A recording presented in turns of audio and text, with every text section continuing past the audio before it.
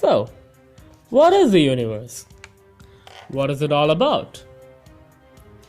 Universe, as we know at all, it's about time, space, and all the things inside. So, what does the universe consist of? Well, the universe consists of stars, like our sun, planets, like our Earth, galaxies, like the Milky Way, dark matter. Yeah, it's just completely blank. Atoms. You. Yes, you. I do mean you. And then me. So, how did it all start? Where did it all come from? How did it begin? Well, it all started with an explosion. Something like this one. Well, way bigger than that. Scientists call it the Big Bang Theory. No, not that one. In the earliest stage, the Big Bang Theory is the prevailing cosmological model which describes the development of the universe. The initial expansion, which cooled the universe and allowed the formation of subatomic particles. The early state universe was hot and dense, extremely hot and dense, which led to the expansion of the universe. To understand what happened there, scientists made a model, the Lambda CDM model, the simplest ever, which talks about Planck's epoch. Remember the initial hot state? That's called the Planck's epoch, which extended from time 0 to 10 to 43 seconds after the Big Bang. During this period, all types of matter and energy were concentrated into a dense state.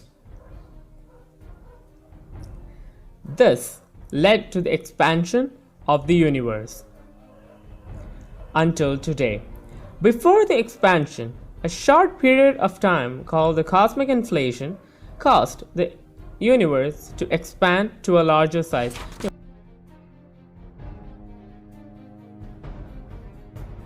Before the expansion, a short period of time called the cosmic inflation caused the universe to expand to a large size within 10 to 32 seconds. Then came the quark epoch, hadron epoch, and the lepton epoch. Altogether, they took less than 10 seconds of time after the Big Bang. Our universe is expanding, and energy density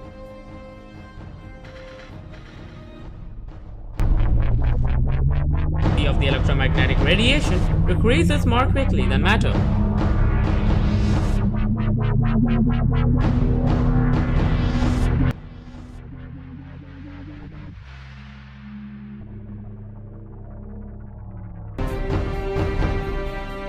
And do you guys have any idea what that is?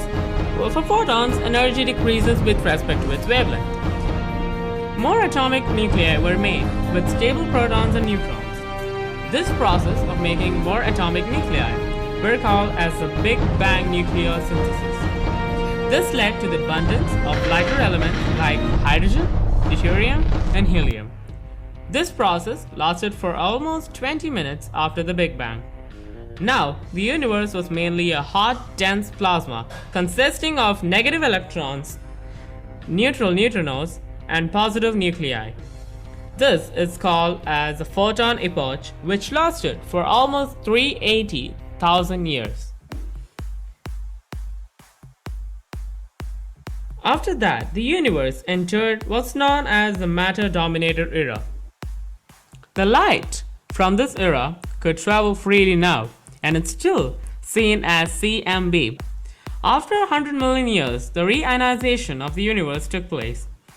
Since no elements were heavier than lithium then, the stars started to produce the first heavier elements.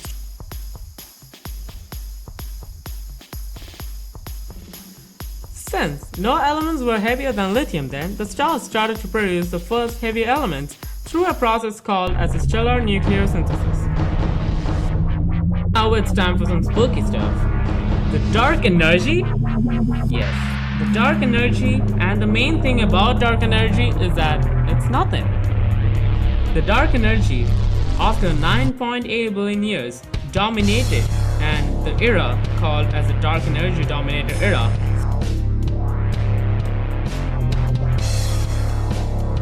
Scientists calculate the age of the universe using the Lambda CDM model with the help of some sensors like cosmic microwave background anisotropy, the brightness redshift relation for type La supernova, and the baryon acoustic oscillation feature.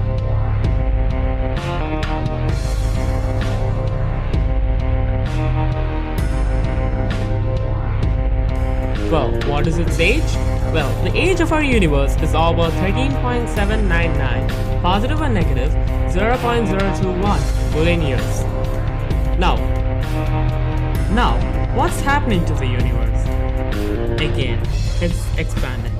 Scientists can see this because the light from the galaxy, 13 billion light years away, can be observed even right now, though it was traveled only 13 billion years. This is a graph. The universe, the dark energy, fairly taking about 74%, the dark matter about 21%, and the normal matter about 5%. Now, we have seen the birth and the expansion of the universe and how it is today. But have you ever thought about black holes? Yeah, let's go.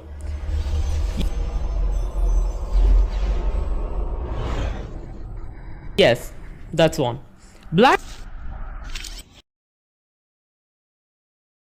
holes are defined as a region where the gravitational pull is so strong that not even light can escape.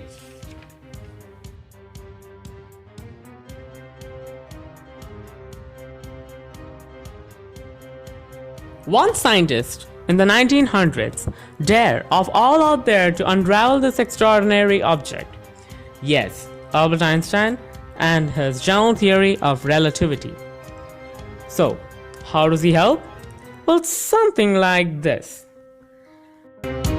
Scientists have found intense radiation from microquasars and active galactic nuclei. This confirms the presence of stellar black holes. That's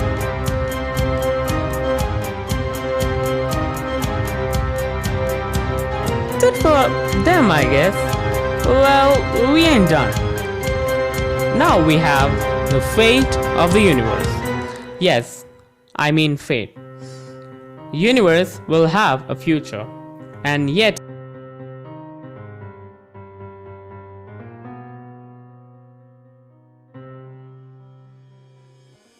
again, it's expanding. Scientists all over the world have predicted its fate, and they are Big Freeze, the Big Rip, the Big Crunch, the Big Bounce, and the Multiverse. Sounds a little fitty, but they are the fates and they are not pretty bad. Well, to shorten it up, they can be anything like it can slow down, it can stop, or it can start again, or it can end. I'm just telling it is a possibility. So that's a universe in a nutshell. If you got some questions, mail me or write down in the comments below. Thank you.